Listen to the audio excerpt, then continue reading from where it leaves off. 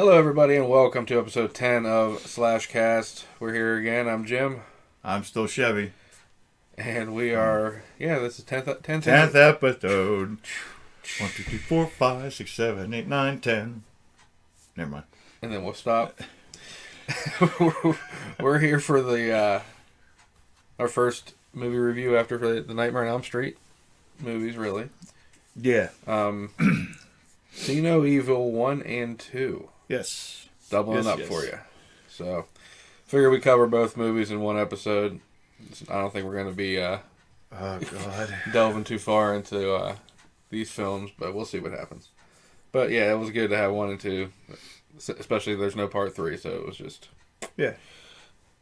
But we always talked about wanting to do this one before we started. Yeah, because you had... Did it hold up for you? Yeah.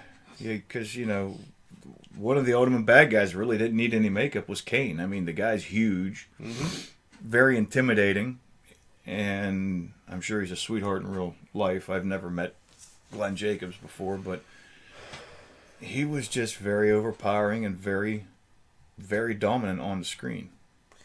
And I think his wrestling career helped him act because he had to act on camera before for many years. He had to act as the Isaac Yankem DDS. Yeah. His first gig. And Yeah. God, he had to work with Jerry Lawler, which is another one of my heroes.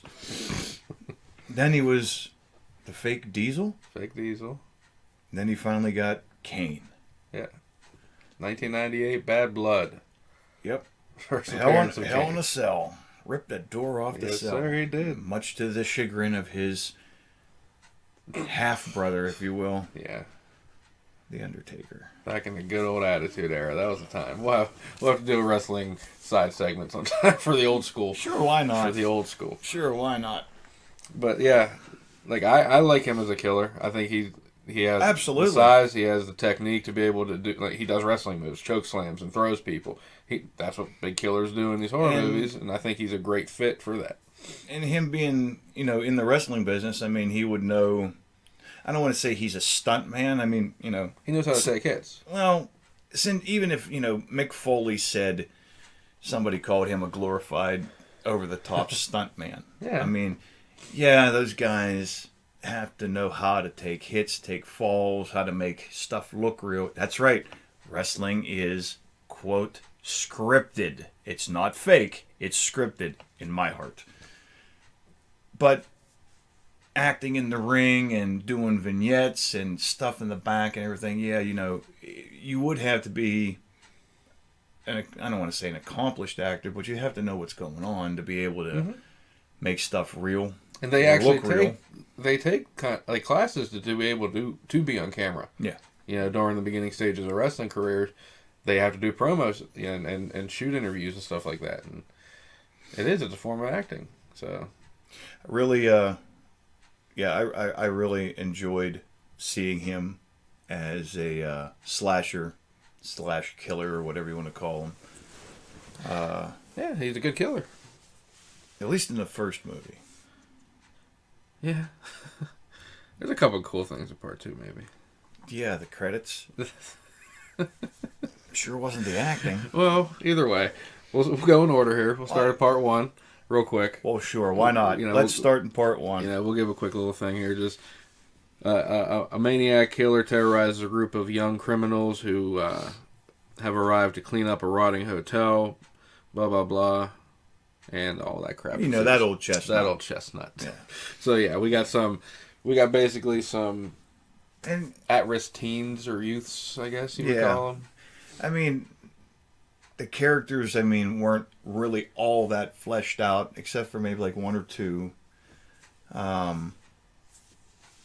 The acting wasn't bad in the first movie. I mean, to be honest with you, I really don't recall anybody like big names being in it besides Glenn Jacobs. I knew the blonde girl from other things, but that was it. The one blonde girl, I think she was in... Oh, the one that took the cell phone? Yeah. She was in one of the Transformer movies. Okay, yeah. So, she's in newer stuff, and that Yeah. was back in 2006, so back then I'm guessing she was nobody. Probably not. Yeah. But, the kills were interesting. It was a good script. there was a lot of really good cinematography, a lot of good shots, menacing shots. They used the Rob Zombie dirty filter, if you will, kind of that grungy looking thing. I like the way that Jacob Goodnight, I should say, is the name of the killer, because Glenn Jacobs, Jacob Goodnight. So anyway, I like the way that he got around.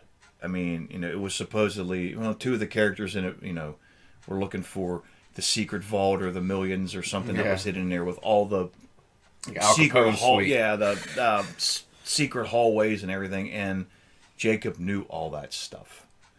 And his mother was trying to, I don't know, rid the world, I guess, of evil or dirtiness, or try to cleanse it or whatever. And that was the whole popping the eyes out, where the eyes were the window to the soul. And well, see no evil. You can't see evil if you have no eyes. See it.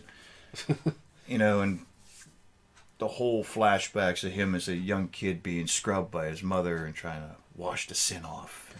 Yeah. I mean, this movie had a lot taken from, I'd say, Psycho, Friday the 13th.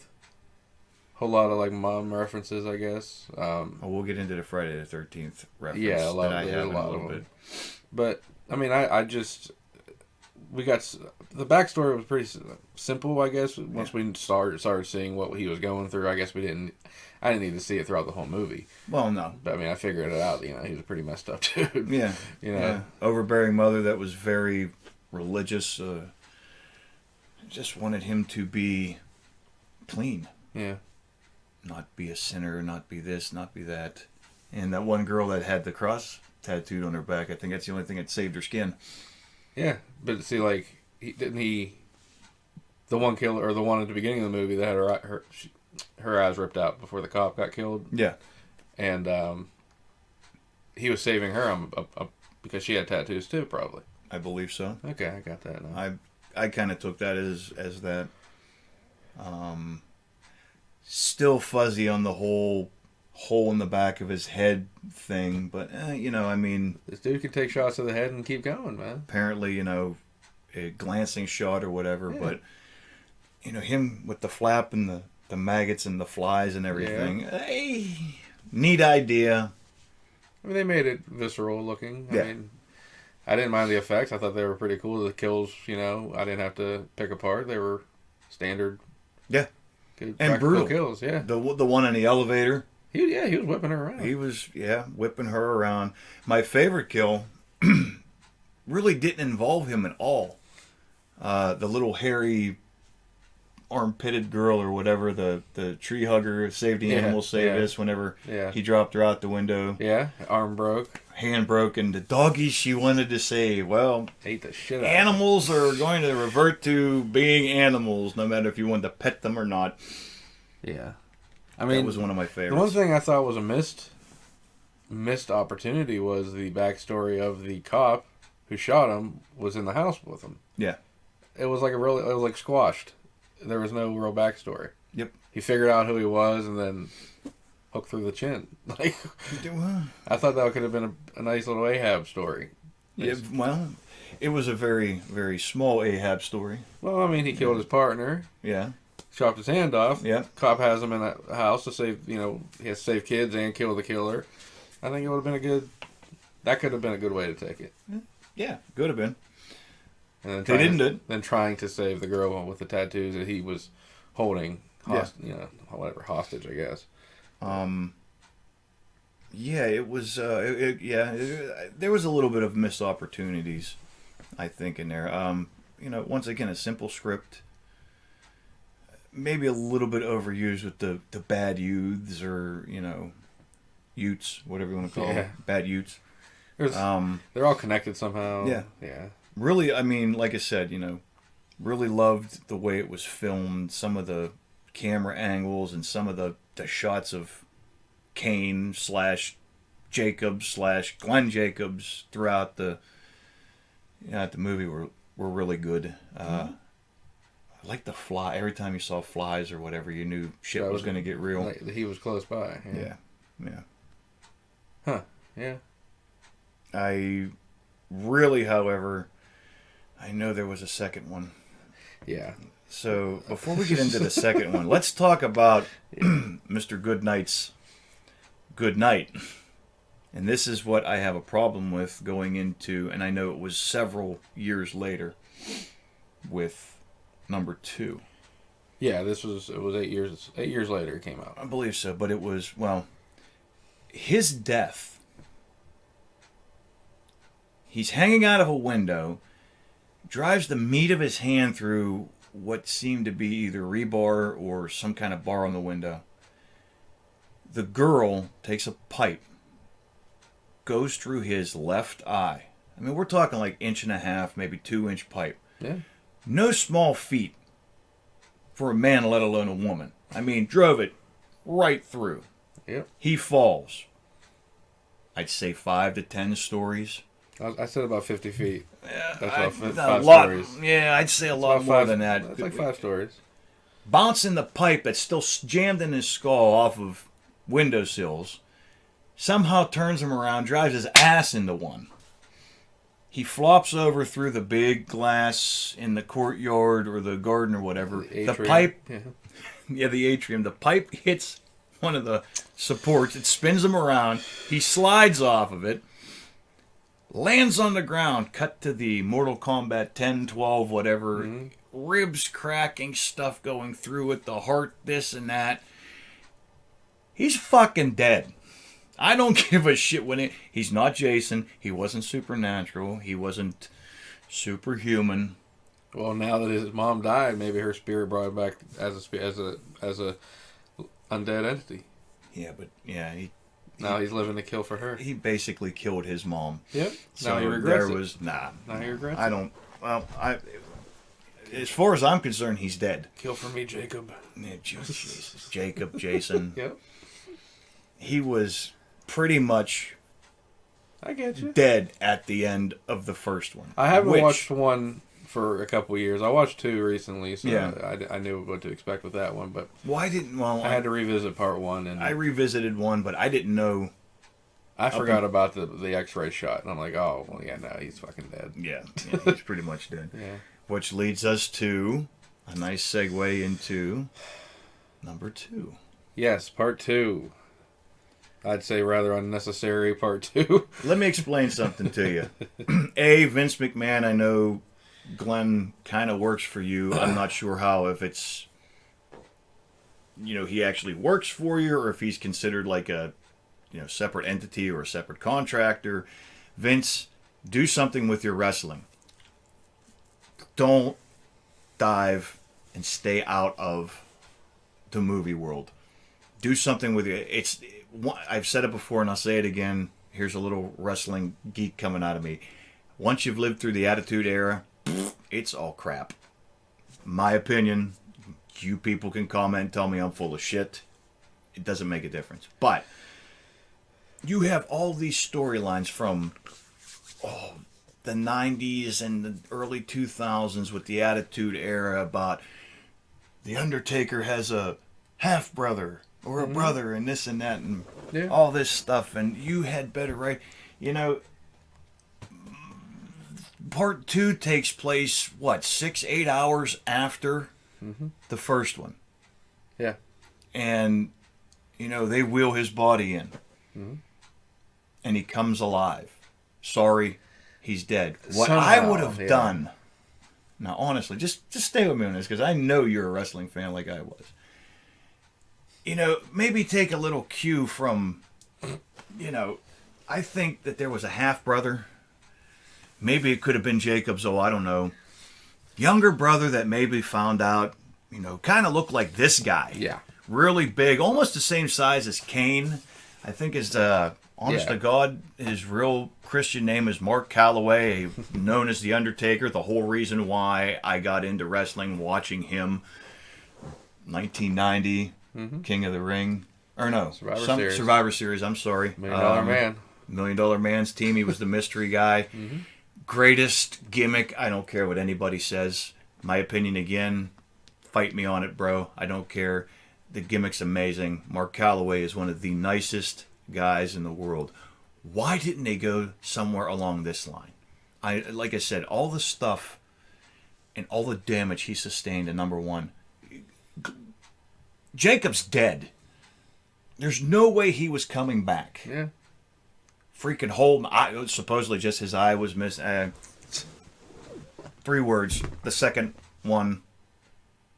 4 words. The second one sucked. Gross Fest, the Pittsburgh area's hottest independent horror convention. Come to Gross Fest 3, July 25th and 26th at the George Washington Hotel at 60 South Main Street in Washington, PA. Guests include Drew Marvick, Billy Pond, Bill Oberst Jr., Aaron R. Ryan, Brooklyn Ewing, Jerry LaRue, Jack Shadow, Aura the Witch, and Elle Von Nock from Chiller Night Theater. Check out grossfest.com for our full list of guests, dates, location, and more.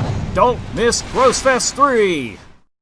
I'm sorry. I mean, I'll talk about it with Jim because, like I said, I just don't want to make this a 10-second podcast. But there was so much wrong with the second one. It is. We'll know how bad the episodes are whenever they're shorter than the other ones. But yeah, that's true. I'm okay with that. But I would have loved to see like a brother angle. Yeah, 100%. Absolutely, I would have loved to. The brother goes to even just doing it in the same atmosphere as the morgue, but he goes to the morgue to retrieve his brother's body to take back to be with his family. Absolutely, Mom and brother. He goes in and has to kill everybody to get to him. And how lame is and first of all, the only good acting in the second one, besides Glenn Jacobs playing the killer, was Danielle Harris because she's a seasoned actress. Yeah. Now, she's not doing like Shakespeare or anything like that, but she knows how to act. Mm-hmm. Everybody else was just... Well, we also got Catherine Isabel, who was a horror... She was Ginger Snaps, American Mary, Freddy vs. Jason. She's done a lot. That's the only thing I've known her from. Well, she's done a lot of horror, so she knows her thing too, but she's always a throwaway. She was stars in those movies, but like Freddy vs. Jason, she got... Her acting sucks. Yeah. She needs to go like work at Bon-Ton or something. I mean, she's good to look at, but she is a very over-the-top actress, I'd say. But Danielle Harris has been in... She's not an over-the-top actress. She's a shitty actress.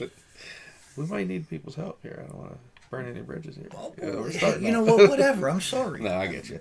But no, I mean, like Danielle Harris wants... Like, that's a get. That's kind of what Adam Green did with the Hatchet series. He got her to come in and play the lead role. And she's a horror icon. Exactly. I mean, we know her from everything. 4 and from 5, Halloween, Halloween's Rob Zombie's Halloween, and I mean 2 of the regular franchise Halloweens. Yeah, both 4 Rob and 5. Zombie Halloweens. Urban Legend. Oh yeah, Urban Legend. Yeah. She was on Roseanne. No, okay. Go ahead. And working with Roseanne Barr was just a horror of itself. I said horror. Wish Upon a Star Disney movie. Yeah. Wow. I know I know my Danielle Harris history. But the second one just. Everything. The thing that gets me is, they bring the body in, and Amy, I believe her character's name was Danielle Harris's character. Oh, it's my birthday, and I'm going to go out, and I can stay now because her friends throw a party in a morgue. A, bullshit. B, how the hell did they know she was working over? And C, well, she did make a phone call. Okay. She did. She said, I got to work. But see, how do you let people into a morgue? They were on slabs under stuff. It just, dude, it's I'm once again reading too much into it. I just didn't buy it. Like their boss is there, the guy in the wheelchair. Yeah. He's so picky about cell phones being in a safe, but he's going to have a party inside the damn morgue. Yeah. With, alcohol and whatever. He kind of got what he deserved, that hook in the back of the leg. Well, I thought it was pretty cool, like seeing a guy with a hook in his leg and then having no effect on him, like just still trying to crawl away. I loved it. I loved it whenever he hooked the wheelchair first. Went whoop, took him out of the wheelchair. Yep. A little throwback to. He's dragging. It's a chair for you, kid. What was that? Elm Street 3. Oh yeah. But yeah, I mean, the kills to me were. They were shit. I mean, let's face it. When we've said it before, we go to see slasher movies to see the kills. The kills were nothing. I mean, what the stocking hat guy that was, banging Gibbs. She lights the match, and you see, Jacob behind her. She screams. He grabs, and Okay. Yeah. We open up a meat locker and they pull him out and he's just nothing. Bloody, whatever. You know, I mean, then what's his, the guy, Seth, whenever he takes I guess it's a bone saw, it looked like a cordless sawzall right here. Yeah. And they cauterize it in one spot. I mean, that went from here. That's a gash about. I heard it hit the bone, so it was right up. It was all exactly. This, So she cauterizes it in one spot, and everything's okay. I know I'm nitpicking here, but there has to be some realism. I just didn't. Yeah, I mean, I didn't need to see him be the character to keep going at all. Yeah. You know, Danielle Harris. I get that was the surprise. Her brother's death was actually pretty. I mean, he sawing up through him and shit. Yeah, he was a dick. He deserved it. He deserved that.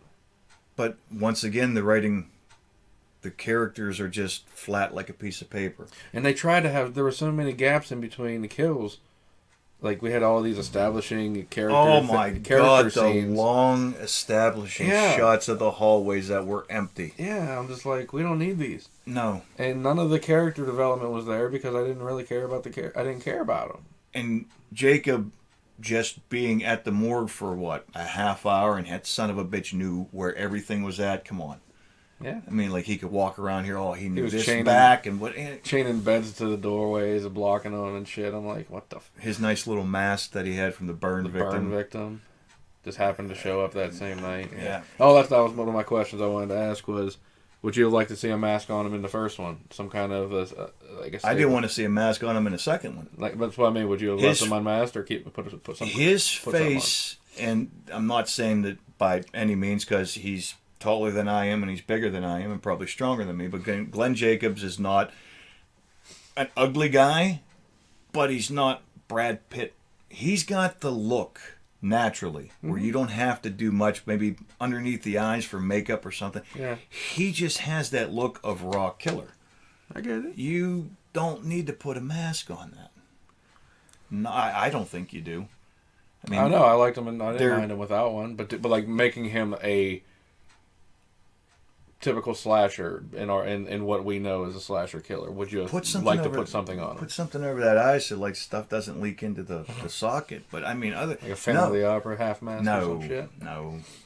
I mean, if once again, if the people writing is the two twin girls who were in the beginning of the Soska sisters, yes, who also did American Mary with Catherine Isabel, right? We talked about, and they also have a little, they were the two autopsy twins in the beginning credits. Mm-hmm. If they really did their homework, they would say, hey, you know what? In the wrestling world, your brother The Undertaker, whenever he actually physically broke his orbital bone, they had that kind of mask on him. Maybe that gray silver throwback to Batman. Maybe a little throwback to that. Okay. I mean, don't do like a Kane mask or even the wrinkly foreskin one that they did later in years that came down that showed his mouth here and all that, but looked like a whale's foreskin that was dyed red. But that's all in all, though, I wouldn't like to see him in a mask. I think his facial expressions and how he could, when he would snarl and the teeth and everything, even whenever they changed his mask in the WWE. Mm-hmm. When they went from the full mask to the half mask or whatever, and he had more expression when he learned how to talk again, and he wasn't doing this. It made the character somewhat more better. You could see the emotion a little bit, the pain. I mean, wincing in the teeth or something like that. You could hear him better instead of him being behind a piece of leather. So, what about the talking? Do you like Jacob talking? I could take it. I could leave it. There was nothing in there that said mute or... Now, if he was doing dissertations on how he was going to do... No. They kept the talking to a minimum. And I think it was okay. Better than, The first one, like you said, there was no talking, whatsoever. He was just straight out killing. I could take or leave talking. Yeah. What do you think? I mean, yeah, I didn't need it. I don't. Like I said, I like my slashers to be like. I don't know. I like a Michael and a Jason type slasher. Yeah. You know you like the guys that are quiet and calculating and yeah, just want to come in and just. I relate to that. I think. Okay. Yeah. And I like mine wise asses. Yeah. But not too much. Yeah. The kill. What about any of the kills in part 2? Any of them stand out to you at all? Not a single one. Not a fucking one of them. Although, what do we see in the first movie? Everything was thumbs in the eyes, fingers in the eyes. Yeah. We don't get that until the very last kill in the movie when he takes Seth's head and pokes his eyes out. And speaking of which, yes, sir. You take a big needle and you jam something into somebody and you pump them full of embalming fluid. Yeah. And they still get up and walk around. Yeah. How about that one, huh? So so if you thought part 1 was unbelievable, what about this one where he ends up actually still being alive? Oy vey. He's still alive. Yeah, it just like I said, we didn't need number 2. And if we did need number 2, they needed to do something else. It didn't need to be Jacob Goodnight. It needed to be Francis Goodnight or somebody, Ralph Goodnight, his little brother. It could even be half-brother. I mean, coming in, seeking vengeance for, Mom's death and Jacob's death and what... Anything like that. Yeah. That was one of my questions, too. Would you like this to be a continuing franchise? Somehow. No. It's pretty much done. Okay. There's, you can I think it's a shame because I think Kane would be great I think it is killer. too. I think it is too. Actually, I was messing around looking at on IMDb. Glenn Jacobs, he actually was like a language coach for the Delaware Indian from Last of the Mohicans. I had no idea. He's been in a lot of behind the scenes stuff. Yeah. I don't know why that little popped into my head, a little bit of trivia, but getting back to it, I would like to see Glenn Jacobs be in other movies. I really would. Dude, if Hulk Hogan can get a million movies in the early 90s, why can't Kane get some horror movies or something? Yeah, exactly. And bring his supposed brother, bring The Undertaker into it too. I mean, that could be so good, I would think, if it was done correctly. I'm not saying this, what's her name, Soska twins. Yes. I'm not saying that. Elevator they hosted too, great show if you want to go watch that. Yeah, I'm not saying they missed the mark by about that much, but it was an okay movie. I really particularly don't think we needed it. We've said that. No, but really, It was probably a cash grab, if you will, but what can I mean, I would love to see the brother thing if they did it again. I mean, something to bring it together but change it a little bit. Yeah. Yeah. I mean, yeah. I don't know. Dude, I really don't think we needed it though. I really. It would be one cool thing though, because now that the Undertaker only wrestles like once or twice a year now, and he should retire. This would be a good way for WWE to throw them both. Like now that Kane's not wrestling anymore, he's a mayor down in Memphis. Why can't they just say, hey, we'll give you a couple million to go do a movie, and put them in a movie together? Yeah. Maybe two farm crazy killers who, just a regular slasher. Some, you got the mystique. Two brothers show up and they run a farm together, but they kill people. You've got the mystique of the Undertaker. I mean, come on, man, truly make him supernatural. I mean, he's in the Pittsburgh, Civic Arena going like this, and lightning bolts are shooting from the ceiling. Yeah. I mean, make him supernatural. Yeah. Give it something. Give him his half brother Kane. Put them together. I think it would be astounding. I agree. I really do. I mean, instead of him playing an intergalactic bounty hunter or whatever for trying to find Hulk Hogan. God. What movie was that from? Suburban Commando. Very good. Very good. Yeah. Very good. Hey, he had some good movies back in the day. I'll give Hogan some. I'll give Hogan that. What was the? Yeah, we're not going to go into the No Holds Barred or whatever it was. Yeah. With Tiny Leister. Tiny Zeus. Tiny Zeus. Tiny Zeus. Here's an idea. We're going to bring the guy into the wrestling ring. We're going to call him Zeus. No, that's an actor. He's not a trained wrestler. He's going to get hurt. Yeah. I don't care how big he was. Oh, my goodness gracious. Anyway, what do you rate the series? The series? The 1 and 2 series. I give number 1 at least a 6. Number 2, I'll give it a 2. So, 4 for both of them. All right. And, you know, it's hard. It's really hard because you go into... I really wanted to know what was going on with See No Evil 2. Yeah. I really did. I was interested in seeing what was going to happen. And, you know, they're showing Kane in it again. I'm like, okay, is this going to be a prequel? Blah, blah, blah. And we get, oh, he's alive. Well, that's horseshit. But like you said, like you always said, it's hard. Somebody's trying to write a movie, and they wrote a movie. They wrote a script. They filmed a movie. Yeah. That's why I didn't get a 1. You know. I mean, the thing is, the prequel thing could have done something.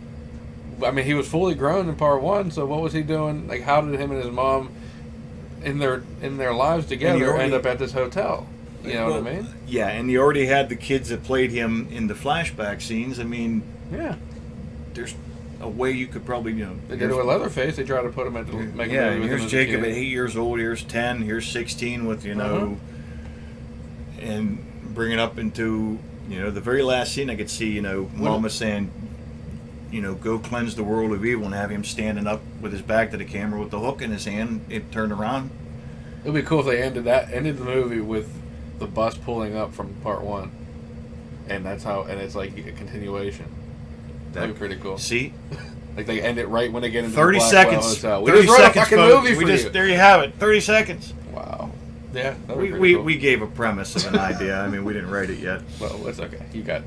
That's ours. Copywritten. /cast.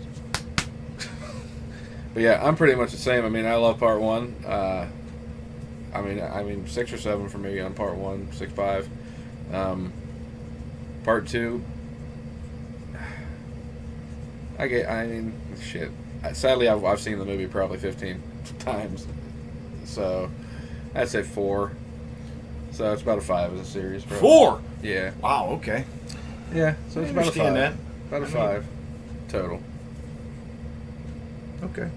Hey, that's your call, man. I'm not gonna, you know, say you're wrong. I mean, your own opinion. I just, you know. I really don't think we needed number 2. And it showed we didn't need... Who does number 2 work for? And it showed how we didn't need number 2, because it took, what, 8 years to make a second one? Yeah. So, or 6 years, or whatever it was. What, the first one come out 2006. 6? And this one was part 2 was 2014. Well, there you have it. Yeah. I don't know. I wanted to ask you, too, about a couple of the little things I posted over the weekend. How about that? That was pretty fun. How about that? Well, I posted a couple little things, too. Yeah. If you haven't seen the page yet, we put a couple extra... You know, we're throwing things here and there. Just trying to have fun. Yes, it's all about fun. But shout out to my girls and Hotel Conneaut. We all had a good time. We filmed. They were helping me out. I was like, I got my full costume here. We're going to put some shit on and promote. I'm always wearing the shirt, so if you ever see me out, come say hi. That's right. Same here. I mean, but hopefully we can get some filming done, because I want to do the one thing we talked about. Yeah, I think it'd be kind of. I think it'll be pretty funny. So look for some more of those little vignettes, if you will. Whatever you guess. Commercial break things. Yeah. You know, they might not all be commercials. Maybe we're just gonna go out. Oh, they're gonna be commercial. We're gonna pimp that shit out of this stuff. We'll promote somehow. So, other than that, do we have anything for episode 11 yet? Anything you want to throw out there? Stay tuned for episode 11, because it's gonna be a killer. See what I did there? Loop around there. I like it. They're all killer episodes, so hopefully you enjoy them all. But that was episode 10. You know what? Yes. I had an idea. Bring it. You, the fans who watch us, tell us what movie we're going to do next. give us ideas, because we can sit here and just rattle off slasher flicks after slasher flicks. If you don't like it, you're not going to tune in, possibly whatever.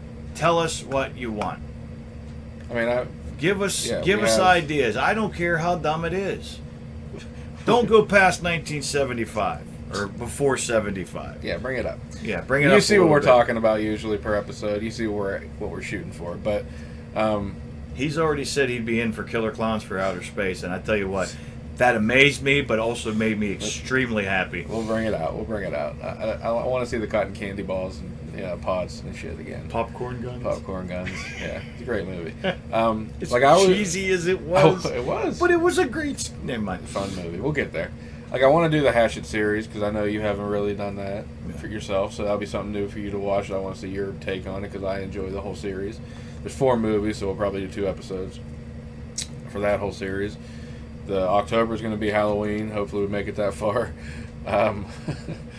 Other than that, really, I mean, we haven't done the Friday the 13th fully yet, so we have places to go. But if you want something, like letting you know where it's already in our minds. But if you have something different, did they do I mean, we've got, there's the Leprechaun movie that we, for March.